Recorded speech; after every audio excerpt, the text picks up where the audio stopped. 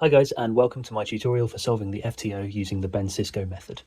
I want this tutorial to be as clear as possible, as this puzzle is very different from many others, especially to other WCA puzzles, so you may find it challenging to get used to at first. There are technically more basic methods, such as solving each piece type separately, but these are far worse and nothing like the faster methods, so I think it's best overall to teach this method from the start, as I imagine most people watching this will already have a good amount of familiarity with cubing. This method and its popularity, as well as the overall popularity of FTO, is pretty much entirely down to Ben Streeter, so full credit to him for getting us to where we are now, and hopefully this updated tutorial will continue to serve the community as it grows. So, a quick intro to the puzzle itself. This is an FTO, it has 8 sides, 8 colours, and there are 3 different piece types. There are these, the corner pieces, which have 4 different colours on them, and there are 6 of those on the puzzle. Then there are these, which are the edge pieces that have 2 different colours, and there are 12 of those. Finally, we have these, the triangles. They only have 1 colour on, and there are 24 of them in total. The other really important thing to know about this puzzle before we get started is the fact that it has different orbits. And what this means is that there are some pieces that just can't go on certain sides.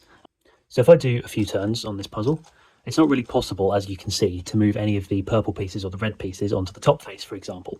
And this is because they're in different orbits. There are 2 separate orbits on this puzzle.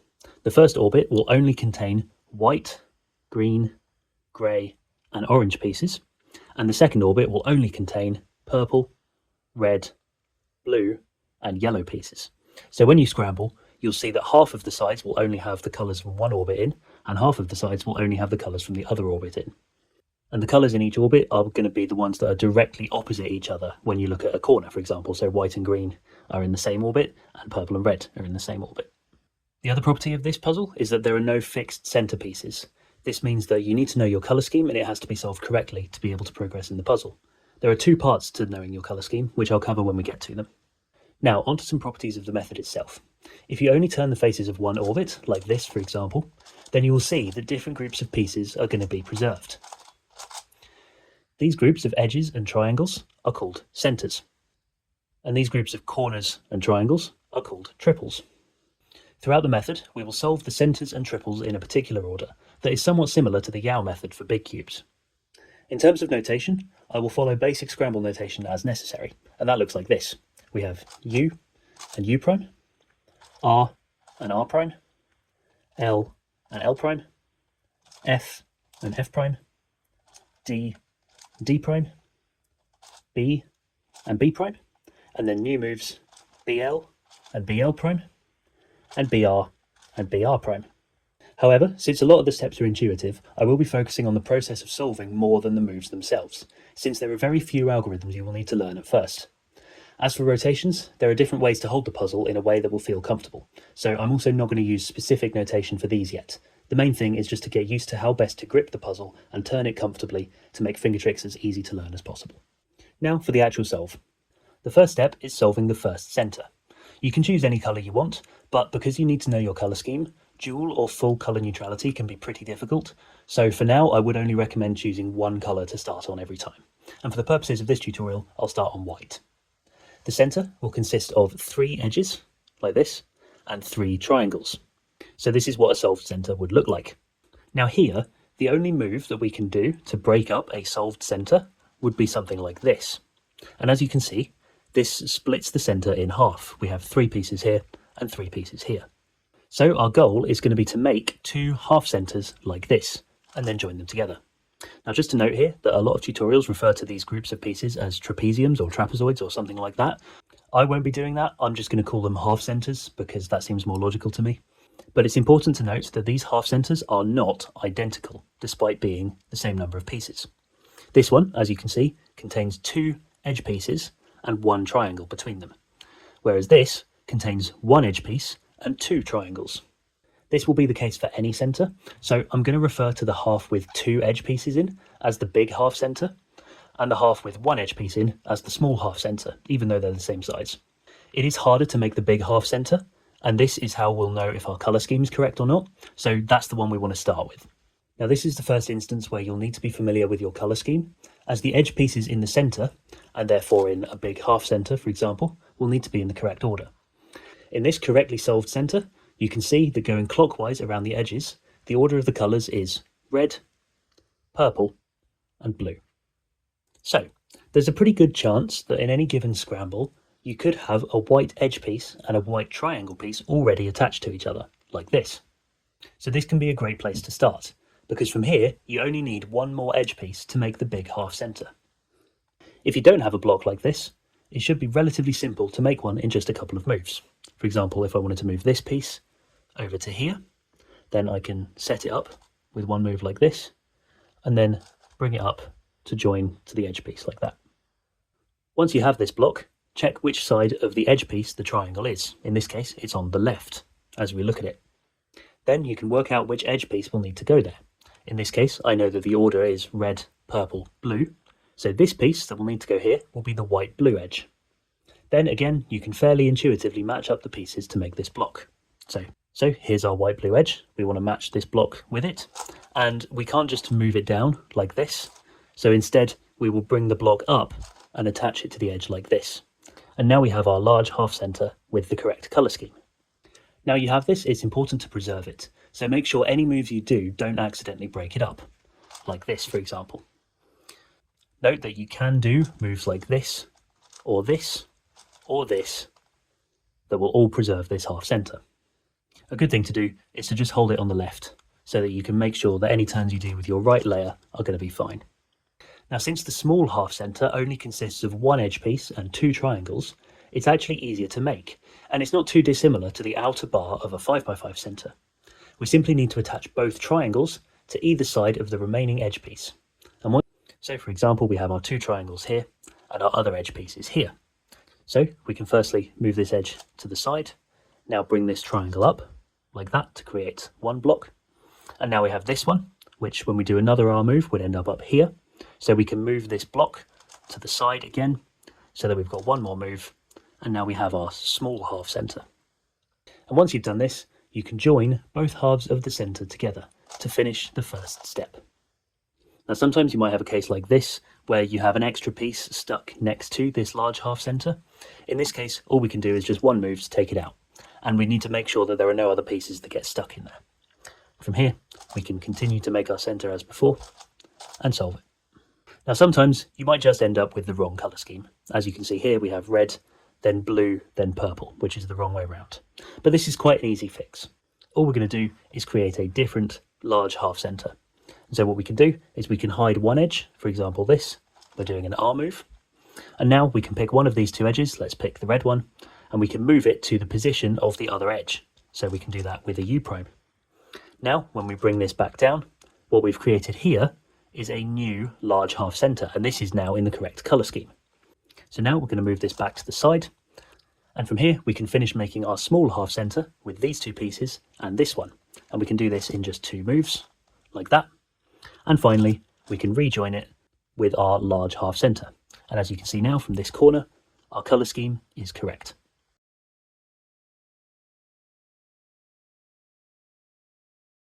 The next step is to expand this center into the first block, which is done by making two triples, which is a corner and then two opposite triangles, and attaching these here to the side of the center so that the colors along the side match up.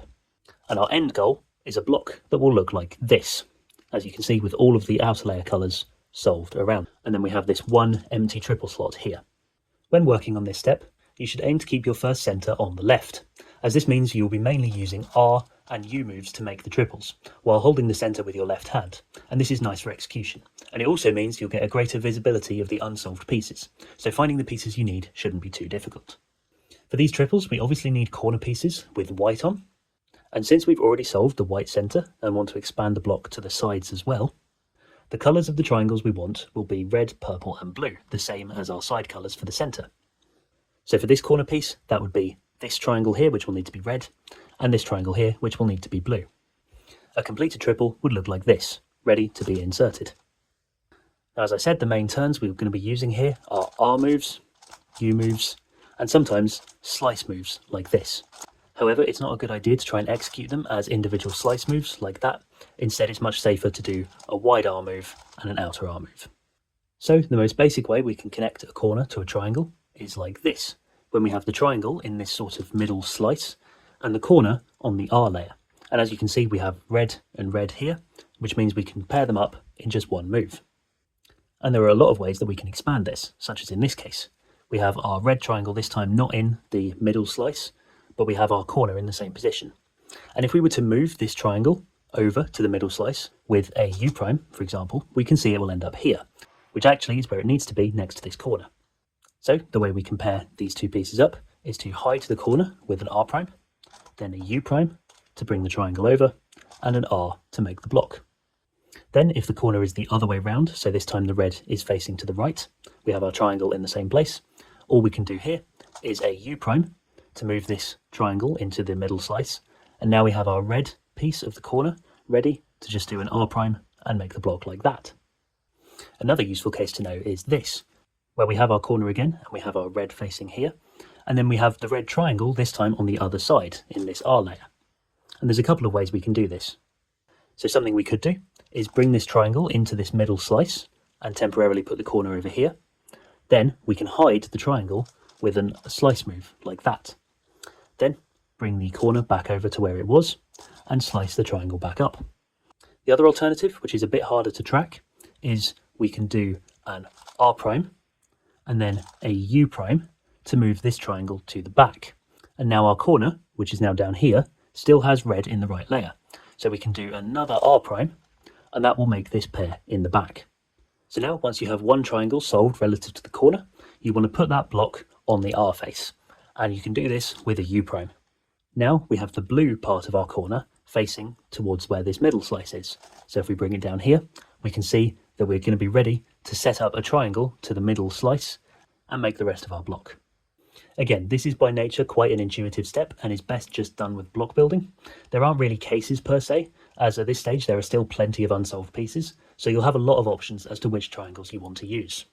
For example, for this case, we have a blue triangle down here, but it's in quite an awkward position, so instead I can just choose to work with this one. And I could do that, for example, by hiding this corner, moving this triangle over into the middle slice with a U move, like that, so it's now in the back, and we can finish again with another R prime to make our block.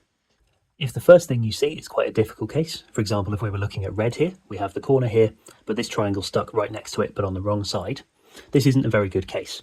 So let's have a look for something else.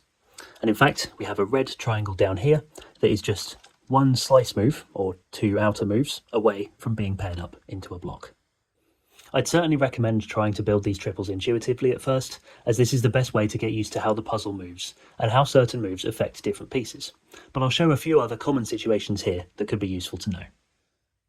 If you really can't see anything else, and you have this pattern where the triangle is in the middle slice and the corner is flipped relative to it, so we want the red to be this side, then you can flip the corner piece with this sequence of moves. R, U, R prime, U prime, R. And you can also apply this to when the pieces are in the back. So again, we have our red triangle in this middle slice here, and our corner flipped relative to it. So what we'll do here is R prime, U prime, R, U, R prime. And that will make this block here. And one of the more basic cases I showed earlier, these can also be applied to pieces in the back. So here we have the corner. Again, we're looking at red. We have our corner in the right position and the triangle over here. And so this, with a U move, will move to this position. So we're going to hide the corner first, do the U move to bring it over, and then the R prime to create our block. Solving your blocks in the back as well as the front should give you more freedom to make use of different triangles. So once we have this block, as you can see, it's just one move away from being inserted. And now let's look at another one. So I can see this corner over here, and if I look, we've got purple and we've got red.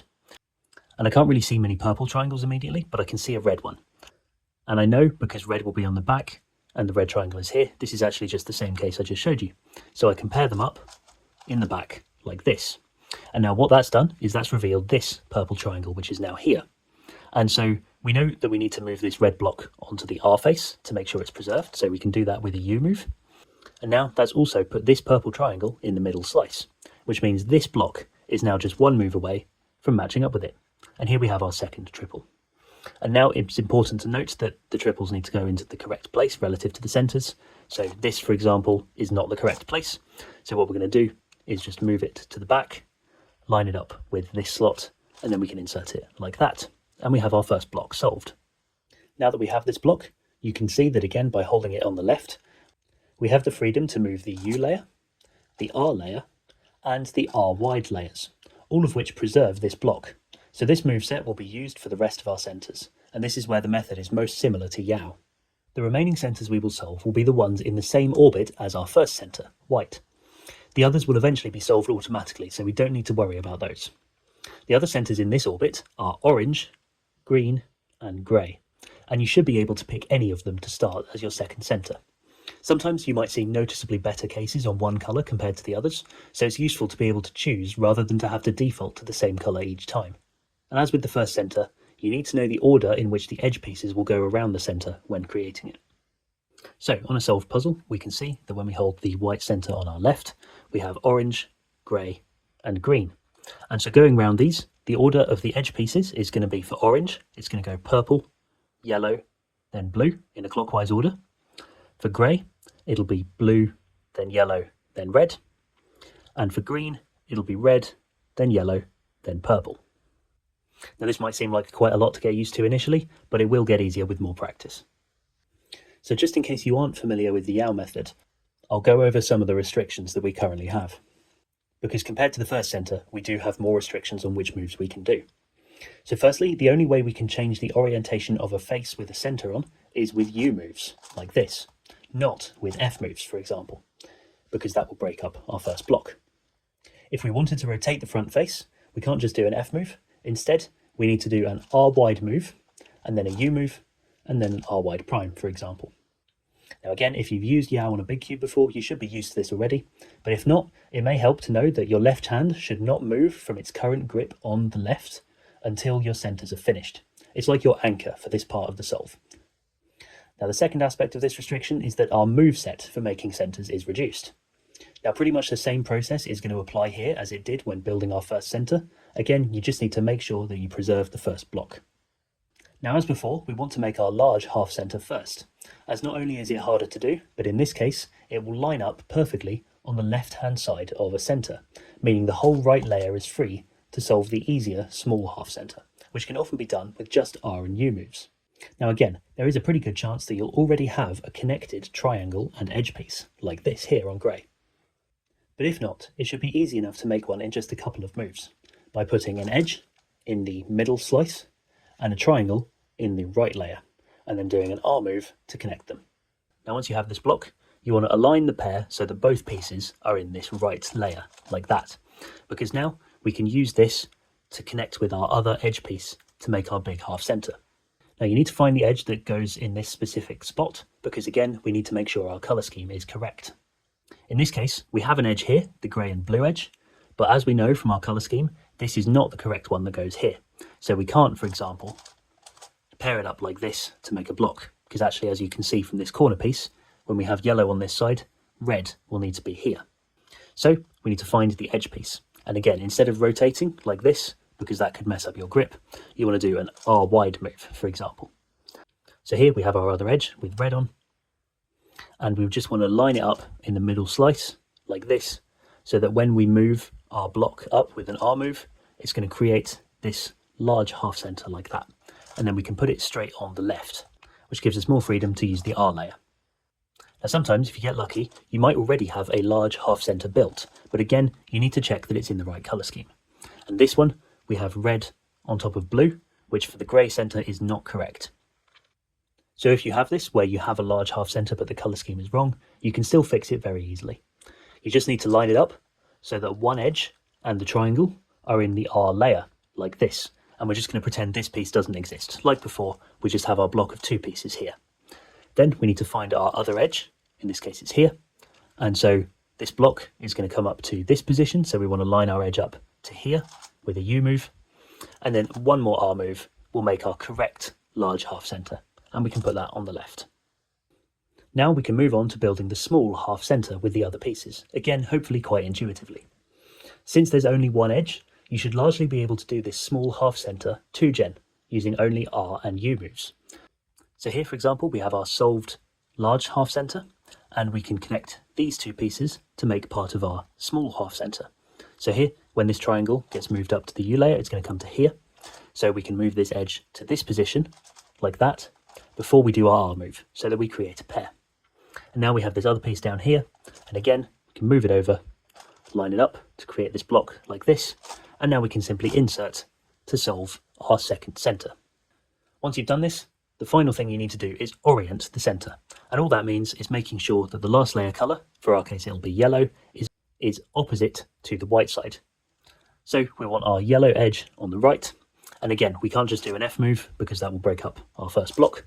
So what we're going to do is just bring the center to the top, then do a U prime move in this case to make sure the yellow is facing the right, which is opposite to the white on the left. And now what we're going to do is put our solved center in the back so that we can see all of our remaining pieces for our last two centers.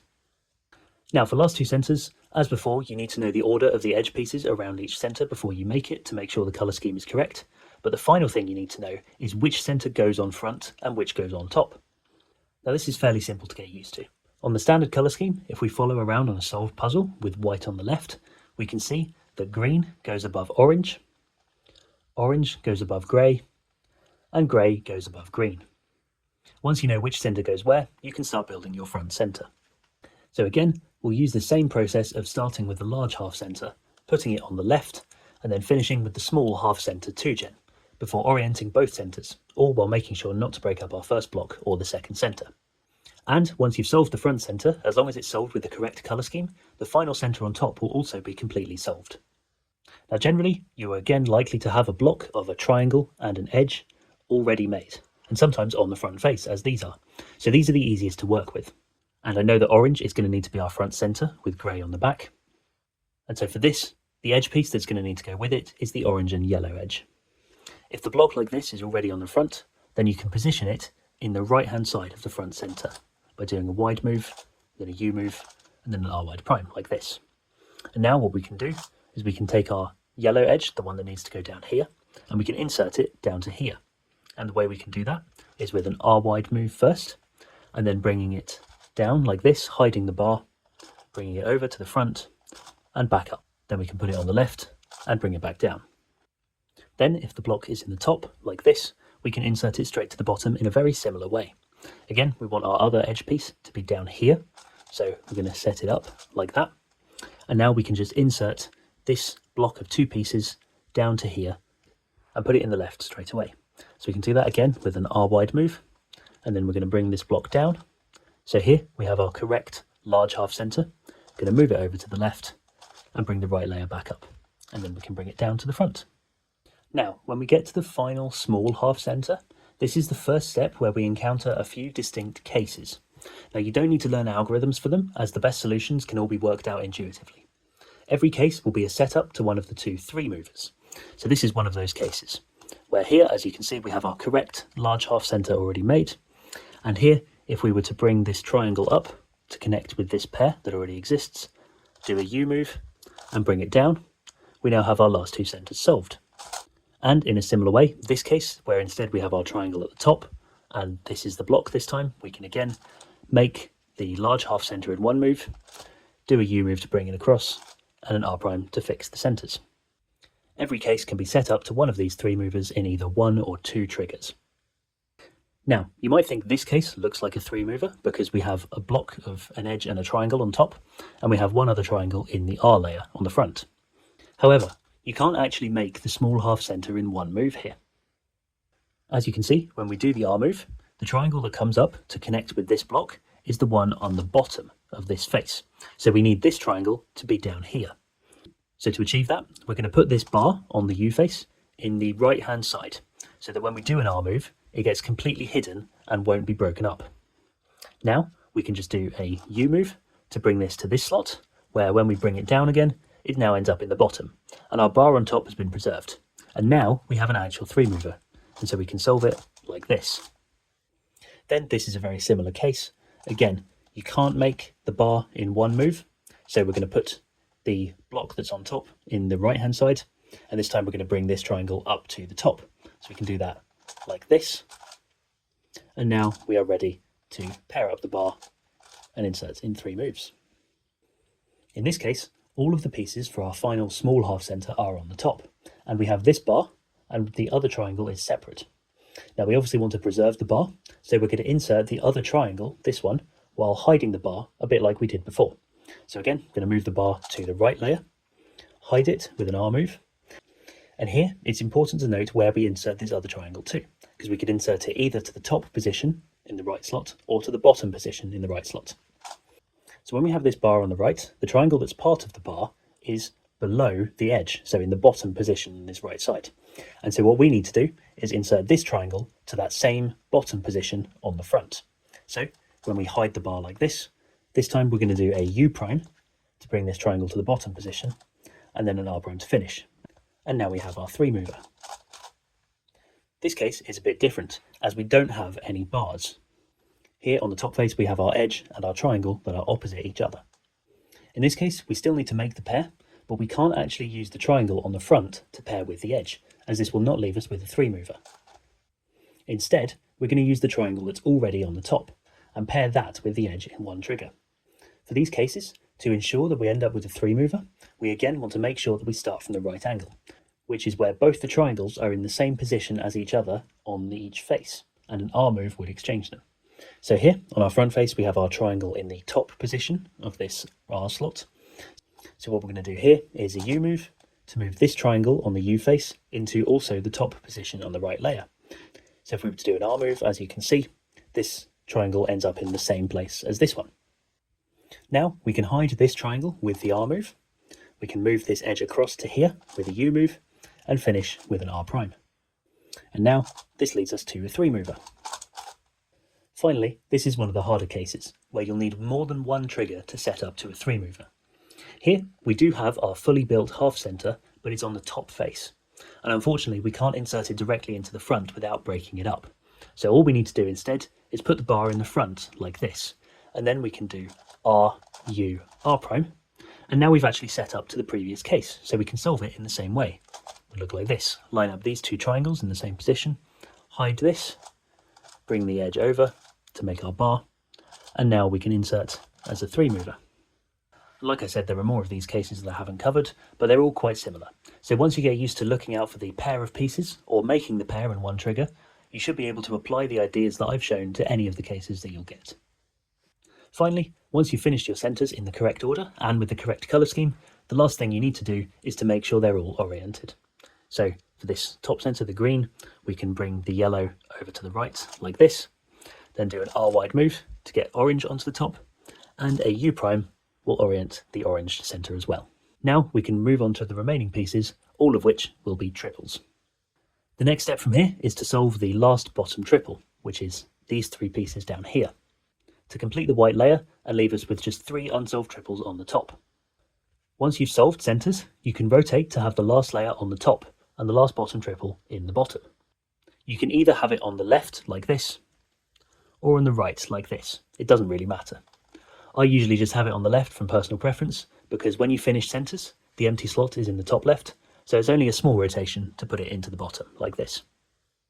Now to solve the rest of the puzzle from here, we will make use of sledges and other 4-move variations. So before we start on this, it's really important to understand the basic properties of sledges on FTO and how we can use them in the most efficient way. So looking on a solved puzzle for now, the basic sledge algorithm goes like this: R prime, L, R, L prime. And as you can see, we have these 3 triples that have all been affected in a cycle. They each move to a different slot from where they started, and 2 of them have changed orientation, while 1 stays with the last layer color, yellow, facing up. So to finger trick this out, holding a corner in front of you like this, I start in this grip, with my right thumb on the front and my right index finger on the back of this corner. The first move is done as a wrist turn, and now my right index finger is in position to do the second move, the L move, as a flick, like this, or more of a push here. Then the next R move is another wrist turn, and the final L prime could be another flick, this time with your left index finger, like this. Sledges will cycle back to being solved after 3 iterations, and since I've done 2 of them on a solved puzzle, 1 more sledge from here will solve the puzzle again. But before I do that, let's take a look at how the pieces will move. From this angle, all of the triples will move into clockwise slots. So this triple is going to go to here, this is going to go to here, and this is going to go to the front here. But most importantly, the triple in the back left will end up in the same orientation that it's currently in, as you can see.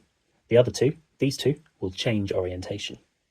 And if you notice, the first move is an R prime, and that directly affects both of the triples that will change orientation. This will be important to look out for in a minute to make sure you're not doing more moves than you need to.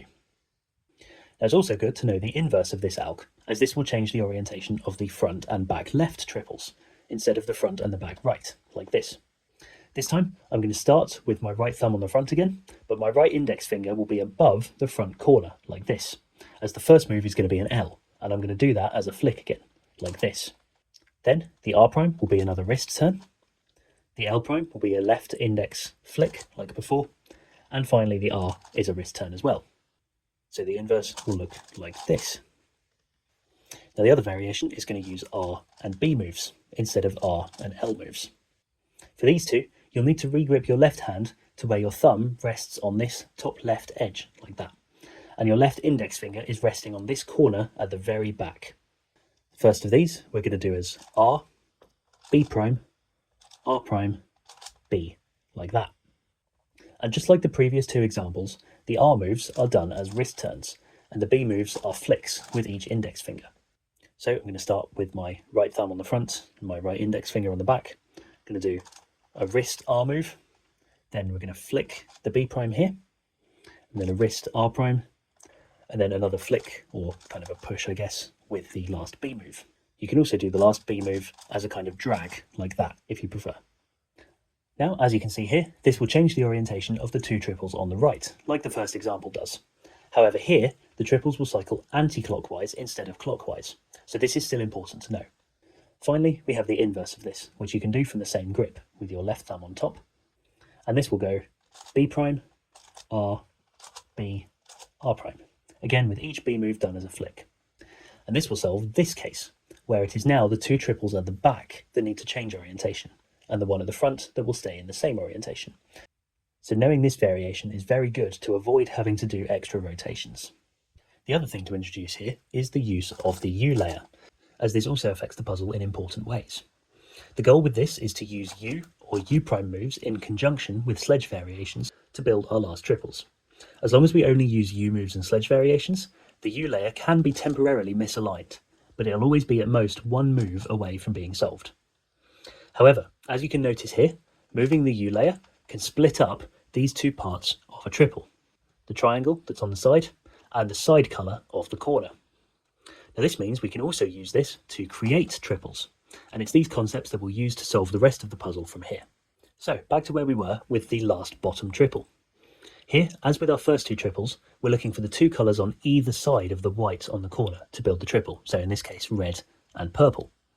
Since the corner pieces can only have two possible orientations, we can use the fact that sledges can change some triple orientations to build this triple with U moves. So the first thing you want to look for is what colour is on the side of the corner, with the last layer colour on top. So here, that colour is red. Then, check if you can match it with a triangle of that colour in just one move. And here, we actually have a red triangle on the side, so we can do exactly that. If we do a U prime, we can connect these two pieces, and we have part of our triple made. Now for this, just to note that you do need the triangle to be on the side, not on the top, for this to work. Now we need to preserve it so that it doesn't get broken up by another U move. So by changing the orientation of this triple slot, this pair will end up on the U face, and therefore will not get broken up by the U moves. So we're going to flip it using a sledge variant. However, before we do, we should check the other colour too, which in this case is purple. And so, if we find our other purple triangle, it's here.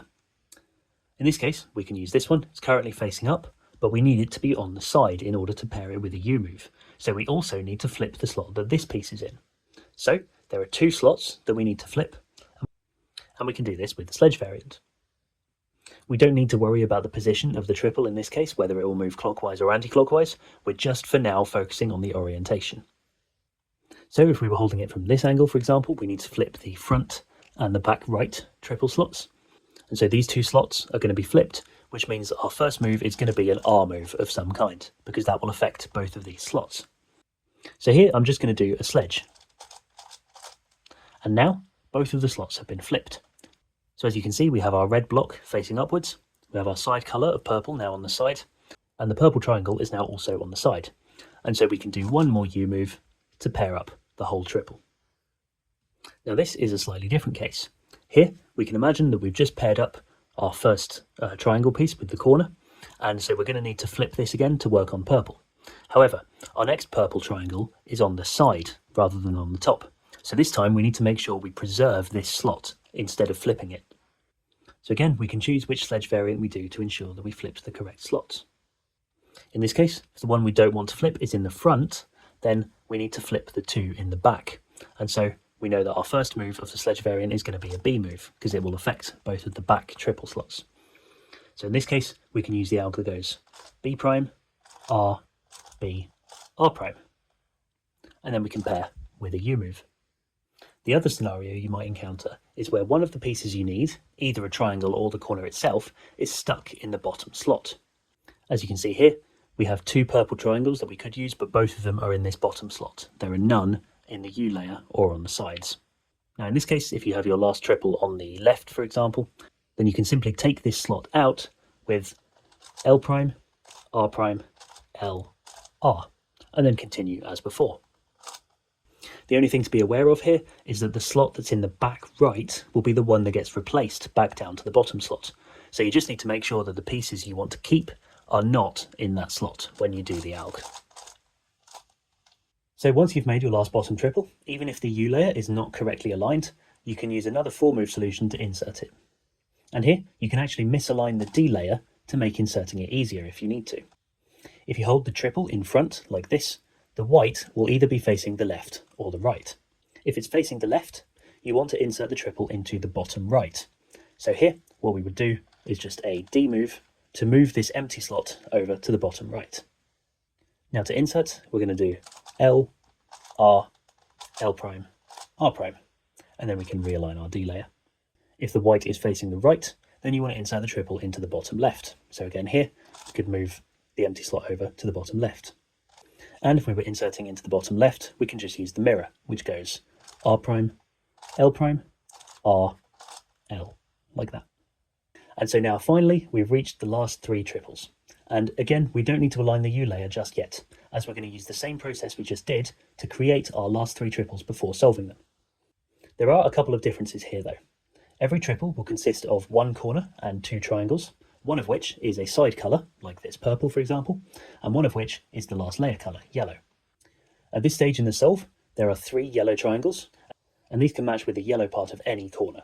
So we won't be focusing on these, only on our side colours when making our final triple. Each of our side colours, on the other hand, purple, blue, and red, there are only 1 remaining triangle of that colour each. So this is what we'll focus on when making our final triples, the side colours. The last 3 triples will be split into 3 parts. We're going to make pairs, and only pairs in this case because we're not going to pay attention to the yellow at all. So we just want to match the side colour with the corner to the side colour of a triangle, for example. Then, once we've done this, it will be followed by what's called to-look TCP. Now TCP stands for triangle and corner permutation, and TCP in itself is an algorithm that will solve the rest of the puzzle once the pairs are formed. But for this basic method, this can pretty easily be split into 2 steps, permuting the corners and permuting the triangles separately. And this will only need 4 new algorithms. So firstly, we need to make the pairs, which is to say all of the side colours of the corners matching with the side colour triangles, i.e. red, blue and purple, not the yellow. Now for this step, we don't actually need to match the exact same colours with each other. You can, but you don't have to. The most important thing is the side colours are matching with another side colour. So red, blue and purple are matching with each other and not with yellow. This will give us a lot more freedom in forming pairs, and it means we can avoid bad cases. So this, for example, even though these 2 pieces are not matching, they're both side colours, blue and purple. So this could count as a pair. And so we're trying to achieve 3 of these. So when you get to this step, the first thing you want to check is whether you have any pairs already built, as there's a reasonable chance this can happen. Made pairs could either be already facing up, in which case you want to preserve them, or facing the side, in which case you would need to flip them. In this case though, we don't have any made pairs. If you don't have any pairs though, there's a good chance you can also just make one with a single U move. You're guaranteed to have at least 1 corner that's oriented at all times, so with the side colour on the side. So if you can see another side colour triangle on the side, you can make a pair in just one move. So here we have our side colour blue on the side, and so we can use a simple U prime to match up this corner and this triangle. And again, they don't match the colours, but they're both a side colour. Purple and blue are both a side colour, so this is going to count as our first pair. And after your first pair is made, you can move on to the next one. But we want to accomplish as much with one sledge variant as possible. So what we want to do is set up to forming our next pair while preserving the first one. Here, for example, as our built pair is on the side, we will need to flip it. And as you can see, there is another side colour triangle in the other side of this same slot. And that means that when we flip this slot to preserve this pair, the other triangle will then move to the side. So we can also use that next. And as both of our other corners are misoriented, it doesn't matter which one we flip. We can just flip either of them. In this case, I'll pick the back right. So we're going to flip the two right-hand slots. So the first move of our sledge variant will be an R move of some kind. So in this case, I'll just do R prime, L, R, L prime. So now our first pair that we made is preserved. It's facing up in the U layer and it won't get broken up. The other triangle we flipped is in the back left and the oriented corner is in the front. So we can make our second pair with a U move from here. Now finally, you should be able to work out what we can do here. We have one built triple already facing up, which we want to preserve. We have one built triple facing to the side, which we want to flip.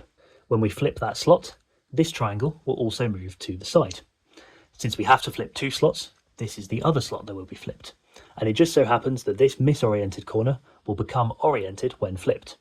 And because of this, we will be able to do one more U move afterwards to pair these two and finish making all of our pairs. Here, we need to flip the two left slots, so we will start with an L move. For example, we can do L, R prime, L prime, R, and now we can just do one more U move to finish, and we have made all three of our pairs. Now, while there are cases for this step of the solve, a bit like for last two centres, once you know what you should be setting up to, it should be easy enough to work out which sledges to do from which angle to set up your pieces most efficiently. This is the step where it's really important to know the properties of the sledges in order to use this to your advantage. So make sure you're making smart choices about which slots to flip to set up your next pairs. I won't show too many more examples here because the best thing to do is just to work out in the moment what the best way to form your pairs is, but there are a couple of important things to know. Here, for example, we have one pair made and facing up, which needs to be preserved, and one pair made and facing to the side, which needs to be flipped. However, the other two pieces are both in the same slot, but they're not solved relative to each other, so flipping them won't change anything, and we will not be able to make our pairs easily from this. Instead, we can remember that it doesn't matter which colour triangles match with which colour corners, so long as they're not yellow. So what we can actually do here is break up our pair on the side, and instead match this corner with the other side triangle. Since the other triangle is also on the side, we can just do one U move, and we now still have our second pair made, and this preserved. It's just slightly different from before. Now we have a situation like before, where we can preserve the built pair that's facing up, and flip the other two slots, so that we're set up to be able to make our final pair in just a U move. So this is another case, and both of the cases I've just shown you are a kind of one flip, where you have two pairs, and then the other slot has both pieces in, but one of them is flipped from where it should ideally be. Here, all of the side colour triangles are on top, and we have two pairs again, but one slot is the same pattern as before, where the triangle is on the wrong side of the corner. Here, all we need to do is flip the non-paired triple with one of the other two triples. Doesn't matter which, so I can just again do a sledge here, and now we just have the same thing as before, where we can solve it in the same way. So we can take this corner of this side pair that's already made, and instead match it with this corner here. Now we can preserve this, flip these two slots, like this for example, and then we have one more move to our pairs. Once again, I won't go through any more specific examples because you should be able to work it out as you go, using the sledge variants and making smart choices about which triples to flip, so that you can set up to your next triples. Then we have the final step of the method, which is 2-look TCP. TCP, as I said, stands for triangle and corner permutation, and in this 2-look version, we're just going to do these separately. However, before you get there, you need to recognise whether your pairs are odd or even. And what this means is how many of the pairs have triangle and corner colours that are the same. There are three possibilities here. You could have every pair with matching colours, i.e. red matching with red, blue matching with blue, and purple matching with purple, like this. You could have pairs with no matching colours like this. As you can see, this and this pair, none of them are the same, but they're all still matching with our side colours. Then the final possibility, like this, is where you have one pair with matching colours, in this case the red pair, and the other two are non-matching pairs. The odd and even refer to how many two swaps of triangles it would take to reach the state with all matching pairs. So in the first instance, where you already have all of your pairs matching, you wouldn't need to do any two swaps. So this is 0, which is an even value. Then the second example, where all three pairs have no matching colours, is also even. This is because to get the matching pairs, the three triangles would need to cycle with each other. This 3 cycle would consist of two swaps. For example, if we were to switch just these two here, that would make one matching pair because the reds would then match, but then this purple would still be over here with this blue. And so then, if we were to do a second 2 swap, so to swap the purple and blue over here with the blue and purple over here, that would then make all of our matching pairs. So therefore, having no matching pairs needs two swaps, and so this is also an even case. Finally, having just one matching pair is going to be an odd case, because we only need to do one 2 swap to reach all of our matching pairs. So in short, if you have exactly one pair of matching colours and the other 2 pairs are non-matching, then you have an odd case. And anything else, either all matching or no matching pairs, is an even case. And the reason this is important is because whether we have odd or even will dictate which order we solve the corners and the triangles in. First, I'll deal with the even cases. In this scenario, you want to solve the triangles first, then the corners afterwards. And here, there are 3 possible cases for the triangles. 2 of these are sledge variants, which we already know, and 1 is 2-flip, which is just an alg consisting of 2 sledge variants. So to recognise, we're going to hold the oriented triple in the back left. If you can see that the back right triangle needs to come to the front like this, so here it's purple and it needs to go on the front, then we're just going to do a sledge with R prime, L, R, L prime. And here, the first move of the sledge will move the back right triangle to the front, where it will match with the colour. So that's how you'd know which alg to use.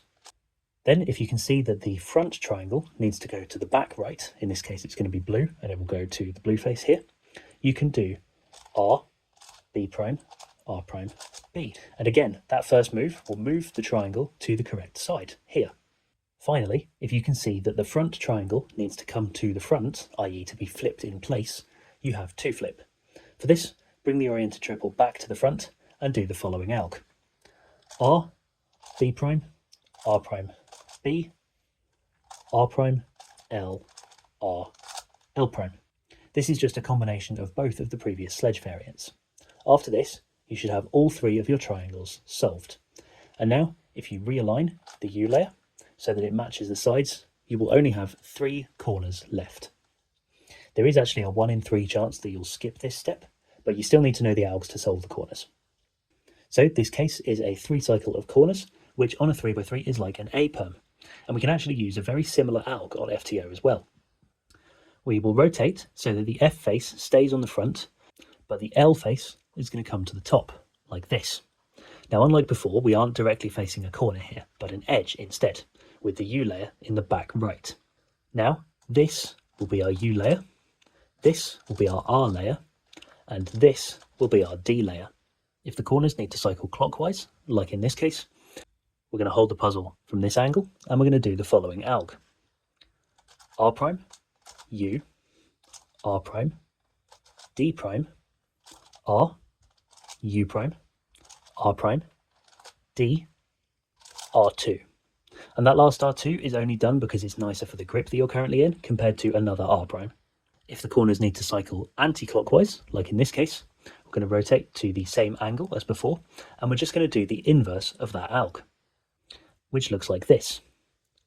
R2 prime, D prime, R, U, R prime, D, R, U prime, R. And again, the R2 is to make the finger tricks nicer. Also, just to note, if you can, try to avoid using your thumb for D moves in these algs, as it's not a good habit to get into. You should be able to do the D prime with your left ring or pinky, whichever you prefer, a bit like you would on 3x3. And if you can, try using that same finger to pull back the D layer like this, instead of using your thumb. This is pretty difficult to get used to at first, especially because of the shape of the puzzle, but it is better in the long run. And after you've done that, the puzzle is solved. Now I'll show you what to do if you have an odd case.